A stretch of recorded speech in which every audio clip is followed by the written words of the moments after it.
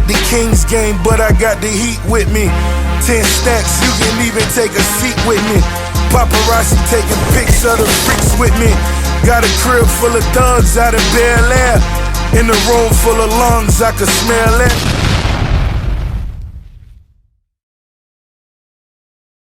Yes, my people, it's your boy DJ Limelight. And today we're in the Lambo Urus. You know what I'm saying? Nice and comfortable, nice and hidden right now. And right now I've got a real special guest that I've been real excited about catching up with. In my eyes, a legend, game changer. And you know, people like that, they mean a lot more out here because, you know, they come with some real expertise, real experiences and some realness. I'm talking about BRETT BERISH, man. What's happening, my bro? Love it. Love being here. I just have one question for you. Go on. What color's the car, you think? I'm hoping it's orange. It's orange? Yeah. It pops. It pops. It pops. Love it. Love being here. Thank you for having me. Yeah, man. So I had to get my bro SSB Global to pull up in the Lamborghini Urus to get you nice and comfortable. It fits my brands. Fits the brands. And, you know, speaking of the brands, we've got the drinks on display in the passenger right now. Very important. And you know what it is? What I really found interesting about yourself, Brett, is that you just seem very self-confident, kind of proud to be who you are, to carry yourself the way you do. But for a drinks company to have a face and a person running the business like that, I feel is really exciting, because I feel like when you kind of look at drink brands, it doesn't really have as much of a youthfulness with a luxury. It's kind of like the youthful drink, a trashy drink, so to speak. But I feel like people like yourself incorporate style into alcohol, into fashion, into music, into sports to an extent, and then making that cool luxury. It gives me chills, because everything you're saying is the goal. Is if you can, to me, those three things go together: liquor, fashion, and music go together. And to me, the key is to create brands that feel like they're part of culture. They're part of a fabric. They're part of every day. My dad had a saying. My dad worked in this business 40 years, and he had a saying, which I fully agree with.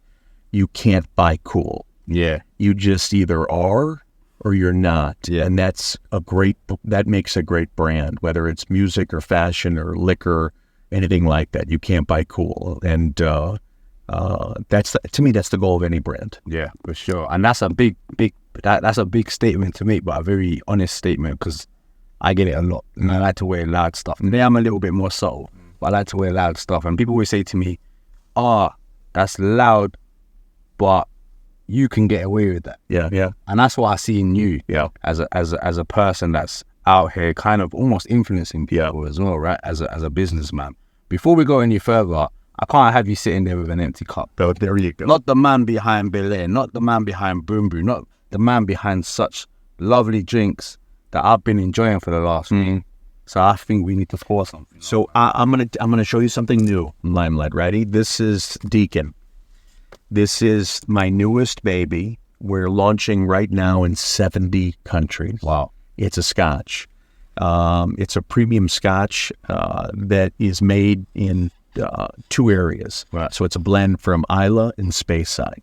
So Islay gives us a type of smoke, and Speyside gives us a type of smoke. So Islay gives us peat, and Speyside gives us bonfire. And it's rich, and it's amazing, and I'm so proud of this brand. And as a deacon, Deacon has a meaning. First, let's drink, and then I'll tell you the name. Right, cool. Cheers.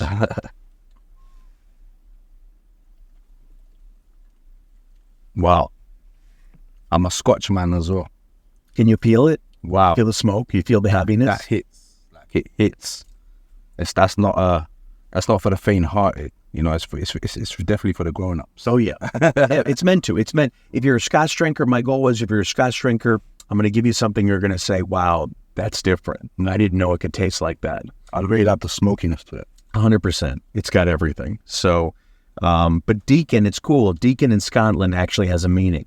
Deacon means if you're the best at what you do, at your craft, at your trade, if you're the best pianist, if you're the best mechanic, if you're the best DJ, you're given the title the Deacon. Yeah. And that's a title. And then if you notice on the bottle, there are these goggles that this icon's wearing. So these are the Deacon goggles right here, and I'm giving you a pair because you're the freaking Deacon. Oh wow, man! Thank you so much, man. That's amazing. Look at that, Deacon. That's real gangster. Yeah, and bossy. Yes, and so Wayne's got those. Wiz has, Post has. Everybody who's the Deacon has the goggles because if you're the Deacon, you're the shit. You heard that, yeah.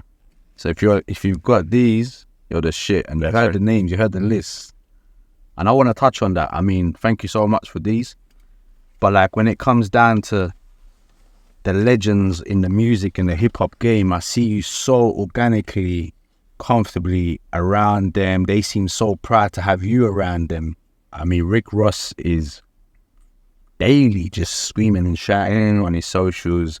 You've done interviews with Lil Wayne. I've seen the organic relationship there. Wiz Khalifa. I mean, the list is, healthy. It's strong.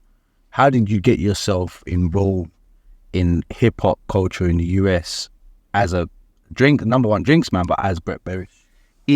Everything we do, I think it goes back when I started the company, and a few years in when it wasn't going well was I got to make it about me and make it organic.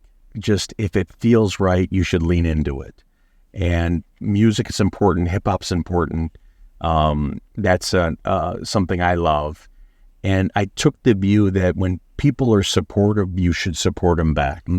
So all these guys you mentioned, whether it's Post Malone or Steve Aoki or Ray Shremmerd or A Boogie or French, it goes on.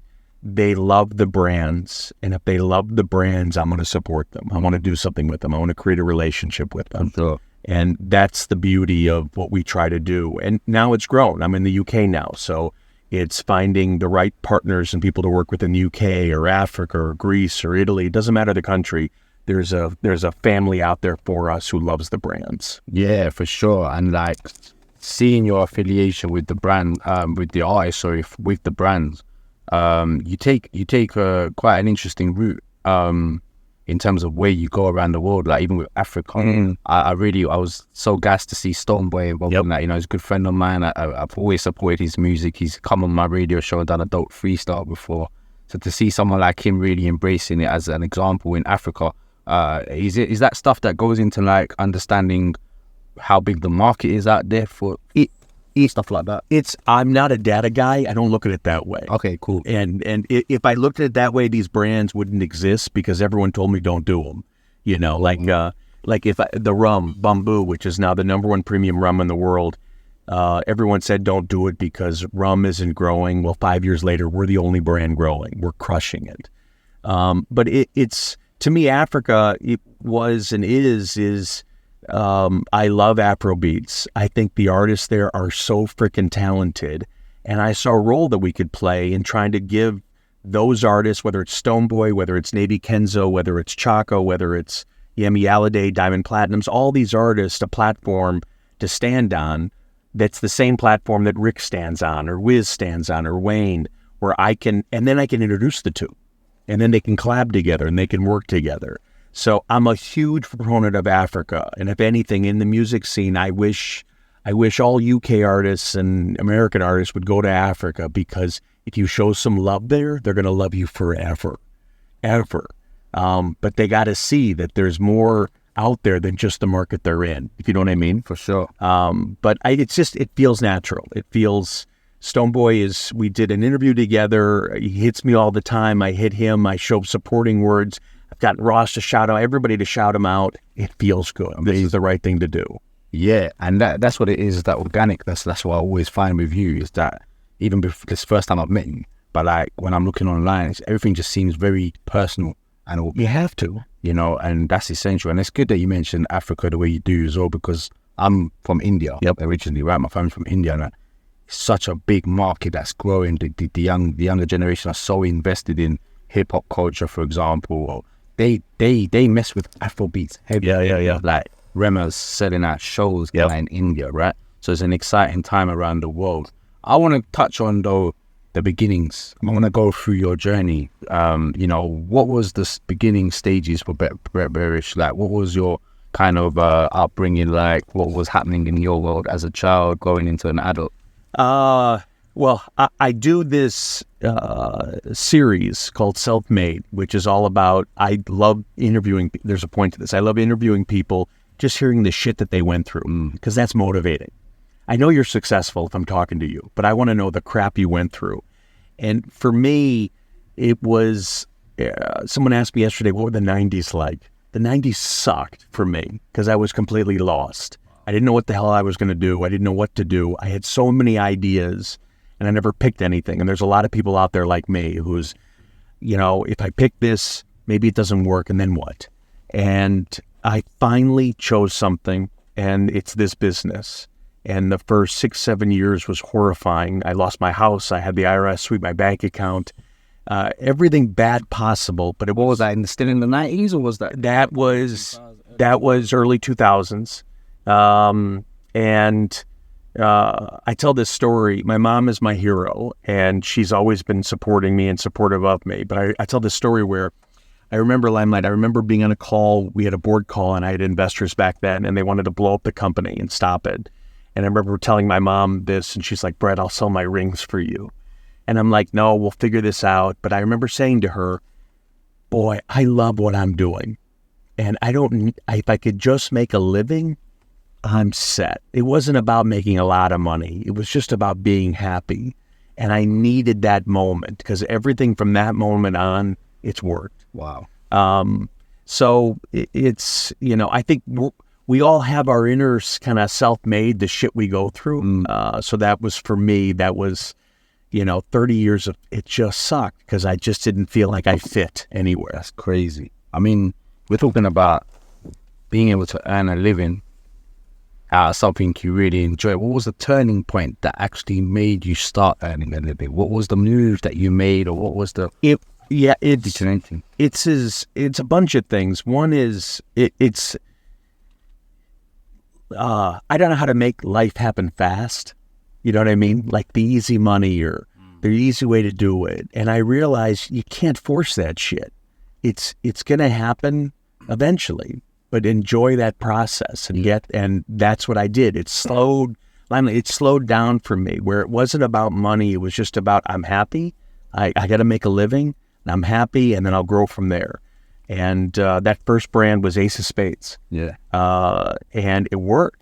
And little things, like you know, sayings I say today, where back then, you know, I didn't trust my instincts. Today, I want to be the one that fucks it up every time. I want to be the one, it's my call. Not in a bad way, but if anybody's going to screw this up, I want it to be me. Back then, it was, you know, sticking to a plan no matter what. Today, my view is, you know, sometimes not having a plan is a great plan because you can pivot easily. So lots of little things that I just learned that I say today, it was based on all the mistakes I made back then. Yeah, and that, I guess, those mottos and those things to say to people and to really project that as an individual is almost, you could only really say that much you've been through. You have to. And that's the beauty of, and I think people forget this, and I learned it, and no one told me this, but I swear, success is based on failure. Success is one of two things always happens. It either worked or it didn't work, and you realize that you're trying something different. So for me, it's clearly, if things work, I'm going to lean into it. If things didn't work, I want to stop it and pivot and try something else. And people don't appreciate that. That's why I always think, you know, when I picked my industry, when I picked this industry, I never look back. I mean, I never changed because my knowledge base is this industry. My mistakes are this industry. So for me to pick something else all of a sudden, it's like starting all over again. And it's not worth it. It's not worth it. I like where I am. For sure. And I'm guessing what really got you into the alcohol game was just your love for alcohol. 100%. It was 100% that. It was, my dad was in this business for 45 years, and we used to, my three brothers are now in the business. We're all in it. If you ask them, they'll say the same thing. We'd sit around the dinner table, and my dad would just tell us stories. You didn't have to be in the liquor industry to just love it, because it brought sparkles to his eyes. He was excited about it. He loved brands. He loved talking about it. So he, in his own way, he distilled it in us. No pun intended. It was part of us. And I love it. I love it. And it's fun for me to tell people in the industry how much I love it, because I don't think they appreciate it. Sometimes you need somebody else to tell you what a good thing you have going. For sure. And speaking of other people, I mean, now you've got this Ace of Spades brand at that point, and it's working for you. You've spoken about it many times about Jay-Z buying it from you. What was that like? What was the situation with you at that point? Like, what made you sell it? What was on your mind? What was your plan behind selling such a big brand? Because when we used to see it on MTV, we see it in music videos. MTV Cribs, they'll be showing you their crib, and you'd see the bottles, and you'd be like, "Raw, I want to live that lifestyle." And being in the UK at that time, wanting to be a DJ, you could only dream of being affiliated with American artists and brands and businesses that were so big. So what made you decide? I'm guessing besides the money, maybe, but what else was going through BRETT BERISH's mind at that point? It was, I wasn't, in a perfect world, Limelight, I'd own everything, but I didn't have the money. It's not possible. And what selling Ace, I always say this, is it's like selling a child. It's the most difficult experience I've ever had. Because you're selling something that you birthed, that you love, that you spent all your time on. But what it gave me, but I had ideas. I wanted to do Belaire. I wanted to do Bumbu. I want to do Deacon. I want to do all these other brands. And it's almost like, cutting off your arm and now you're stronger. And that's what it was. It gave me the ability. We were 20 people back then. I'm 200 people today.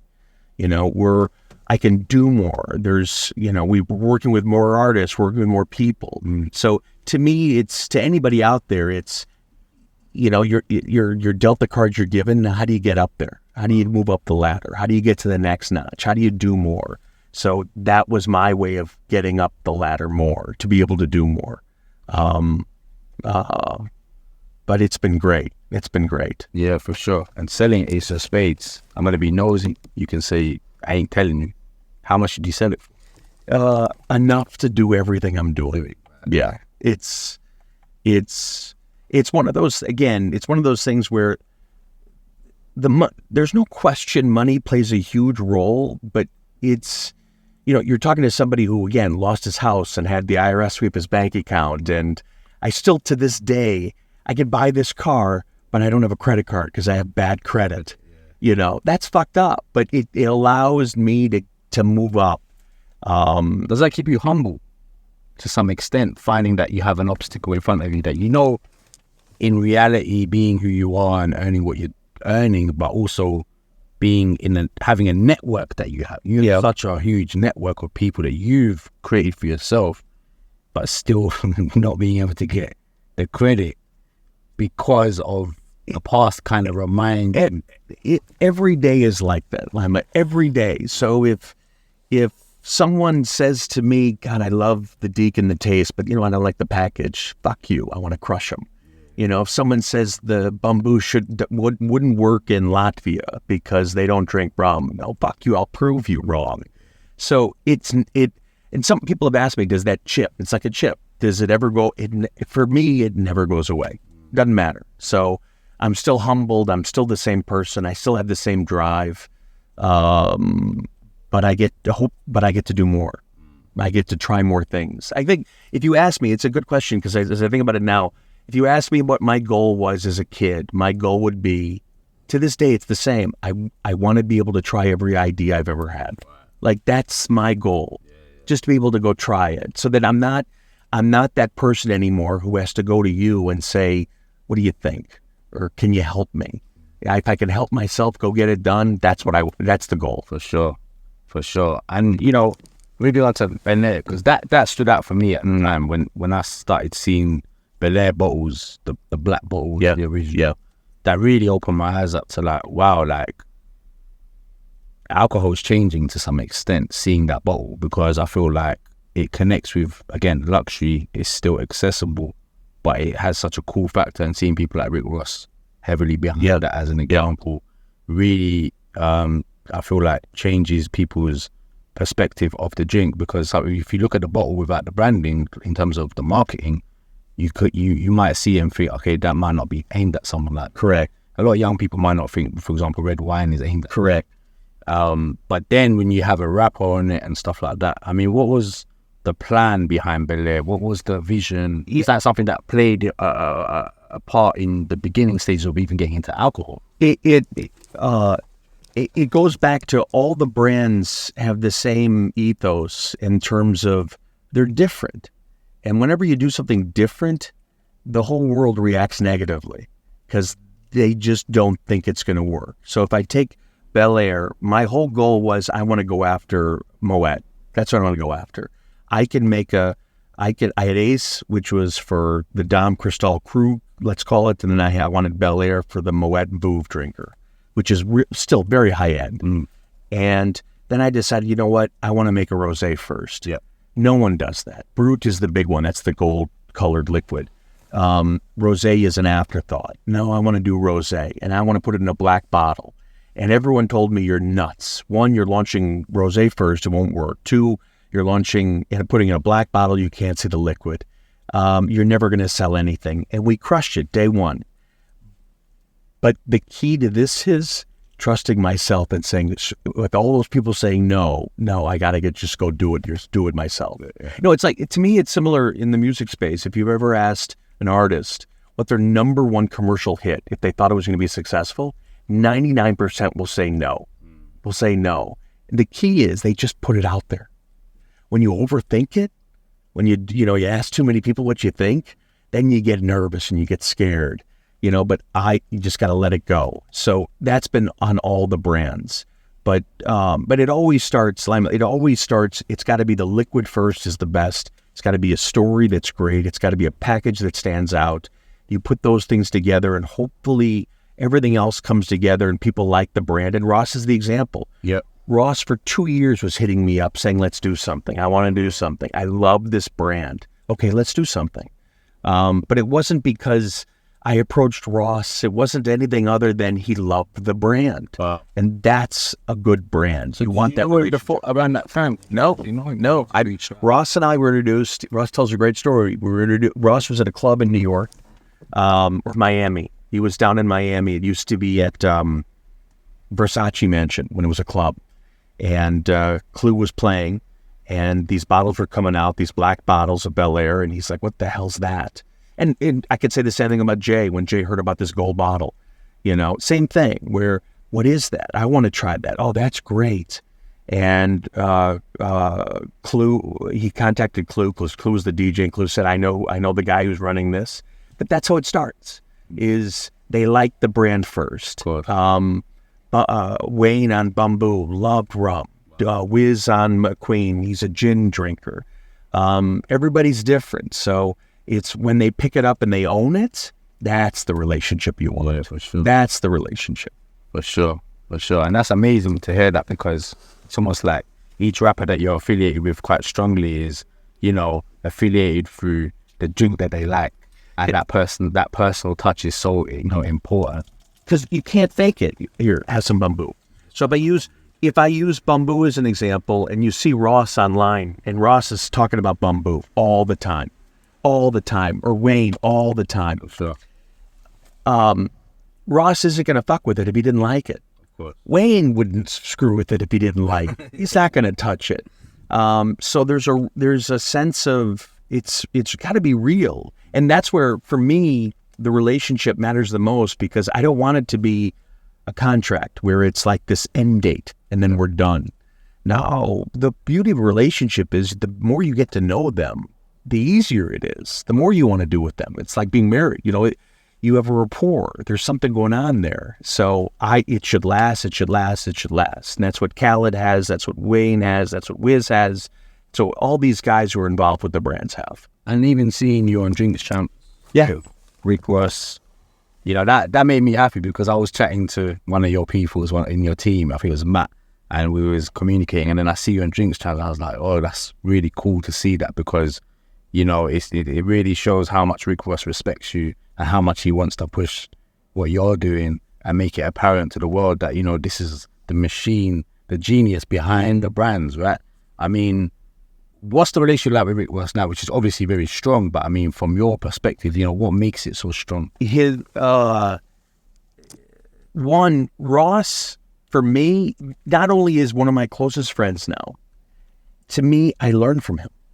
I'm constantly learning from him. And I think the relationship we have is he'll send me texts every day. I'll send him texts every day of motivation. Something's going on where I'm going to motivate the shit out of him. Or he'll tell me something that'll motivate the crap out of me. That's what I want. That's what I want in my life. And I think, and Ross taught me something, and I tell this story all the time, and Ross does too. When Ross got in trouble, I don't know if you remember, a few years ago in Atlanta, and I went down to the courthouse, and I show up at the courthouse. No one's there. It's just his family and a bunch of lawyers. And the lawyers felt like they were ambulance chasers. But no one showed. And that taught me, the key to life isn't who's there when you're successful. It's who's there when something bad happens. And I want to be the guy who's there. And I think Ross's experience taught me how important that is. So I want to be there in people's lives when shit happens. You know, when Wayne asked me to be his voucher, I had to sign a government document for him to when he what's the word that when Trump left office he he had pardon. Yeah, I got pardon. Like, that's a great feeling. I'm there for the guy, you know? And when, in little things, like even Wayne with Bumbu, when we decided to work with Wayne, this was during the baby times with Young Money, and he hadn't put anything out, and everyone's like, no, Wayne's done. Fuck that. Yeah, this is Wayne. I like being with the underdog. I want to be with the guy who everyone thinks is counting out. You know, so that even made me feel good. But those are the things I like doing. I like being there when people are kind of hit, because you should be there for them. 100. DJ Limelight, this is Villon. Villon is producing cognac. Right. It's called Villon because everything has a story with my brands. There was a guy named Francois Villon who was a 14th century poet. He was an iconoclast, which I had to look up what the hell that meant. Iconoclast is somebody who goes against the grain. He fights bad cops. He fights government, bad people. He's a rebel. And that's what this product to me is. It's a rebel against the category, specifically cognac and liqueurs and things. It's different. And it tastes nothing like anything out there. You can do anything with cognac with this, cognac and Coke or any other product, but it's just dope just the way it is. This is the first time I'm trying it. So you smell it. Yeah, I know already. Wow. That's smooth as well, boy. Kind of got a little spicy kick. I really like that. Isn't that nice? This one has a more sweet. Yes. This has a spicy kick. So all my brands, my whole goal is I won't launch a brand. There's always somebody I'm after in the category. I won't launch it unless I believe the taste is better, because I have to look you in the eye and be like, this is the best. You're going to experience something that tastes nothing better than anything that you currently like in that category. It has to be that. I could have the greatest package or name or story, but if the liquid's not good, I won't do it. Wow, that's crazy. So let me ask you a question about the drinks. And this is coming from a very, I'd say, naive, is what's the process behind making a drink? Because I feel like these alcohol, like the way you've nailed every taste, it's like you've gone back and forth and really got it right. Well, I think it's different for everybody. For me, I drink the category. I was never a scotch drinker. Never. I was never a rum drinker. And I started drinking the category and getting familiar with the category because I want to be the consumer. I want to be the guy. And then I start realizing, what are we looking for? What do we want to do? In the scotch category, boy, I like scotch, but I really think if we can bring smoke and bonfire and peat to it, not too much, because then, and I like really peated, really smoky, like an old shoe. That's too much. But if I can bring enough to it, then there's something special. So then we start working with distilleries trying to come up with that blend, that formula. Took us a few years. We nailed it, and that became the brand, the Deacon. Wow. So Russ is a great example. When he first started, he put his music on SoundCloud. And he was saying to me that what he'd do is just follow where the fans were. And he noticed he had fans in the state of Washington. No idea why. And he went there. And he just started supporting his fans. And then he found out that he has fans in the Middle East. Because he's from Jersey, but they all think he's Middle Eastern. So he goes to Jersey and starts supporting his fans. And to me, that's a smart way to do it. You're building around where it's working. Yeah, and he didn't care where it worked as long as it's working. And to me, sometimes that's great brand building. So for me, and I learned this before that, and was a different way to do it, is don't assume where it's supposed to work. So in Canada, Bumbu is the biggest single market in the world for us. Wow. No one from our company has ever been to Canada. That's crazy. But it's what we did, just like that artist putting out a song, we just let it go. See what happens, release it, get it. Somebody's asking for it, give it to them, let's see what happens. And a lot of times people control everything. And it's almost, if you control it, you can't watch it bloom. It's not going to catch fire. And that's what we try to do. Yeah, so I find it interesting when you say, just letting a product go and do what it has to do, because it's like, have you ever had a situation where you tried to put out a product, or you have put out a product and it hasn't worked? Yeah, I say this with the utmost sincerity. My first brand, which doesn't exist today, is my most successful brand. Really? Because it taught me everything about all the brands I'm doing. So everything about that. What was the name of that brand? It was called 3. It was the number 3. Okay. It was a vodka. Amazing. Tasted great. Packaging was great. Look and feel was great. Everything was great. And this is looking like Bailey's, right? Yeah, exactly. But much better. So this is a Bumbu cream. A cream. Cheers. Cheers, my bro. So we just tried this. So this is Bumbu cream. This is going to crush Bailey's. It's just decadent. It's rich. It's got flavor. You skip dinner, skip lunch, just go straight to drinking. Cheers. Cheers. I've already drank mine. I ain't gonna lie. I reloaded on the Bumbu because that would lick me off right now. You get me? And it has like a nice little taste to it. Like it has like a coconutty taste to it, although it has there's no coconut. But that's what makes you feel like. But that's the goal. All my brands, my goal is if you had 10 people tasting it, you'd have 10 different answers based on what you're tasting. That's the goal. All your products, you don't have any vodka product? No, I've been asked to do it. I think we'll do something. I think I'll do something really different in that category. Again, it goes back to there's some things we're working on, new brands, and I just got to make sure they're better than what's out there, because I can't. You said this earlier. It feels like you take things personally. I take everything personally. If you tell me something's not good, I'll get pissed. If you tell me something's not right, I'll get pissed. I want to change it. I take everything personally. For sure. And like, when it comes to people giving you advice or giving you opinion, where's the line? Because sometimes you can look at it and say, okay, maybe he has a point or she has a point, or you'd be like, fuck you, I need to go all the way. It's a great question, and my answer is you should always listen. Always. Because every so often, you could say 3 different things, and that I'm doing wrong. And all of a sudden, I'll be like, one of those is, maybe he's right. Maybe there is a better way. So I argue all the time in-house. I argue, meaning with our people. I love to have that argument to figure out the better answer. So I don't mind, but at the end of the day, it still comes back to I have to make that decision. I want to make the decision. I want to be the guy who fucks it up because it's my business. And that's how I look at it. And I'm not going to lie, I've tried the full selection today. And I have to say, the quality of these products. Thank you. Thank you. A lot of thought and a lot of passion has gone into your product. I tell everybody they're like my kids. They're all my children. They're at different ages of life, and the key is you gotta like any kid, you got to babysit the hell out of them, micromanage them until they grow up, and then they're on their own. So that's the goal of a good parent, and that's what we try to do with the brands, and surround them.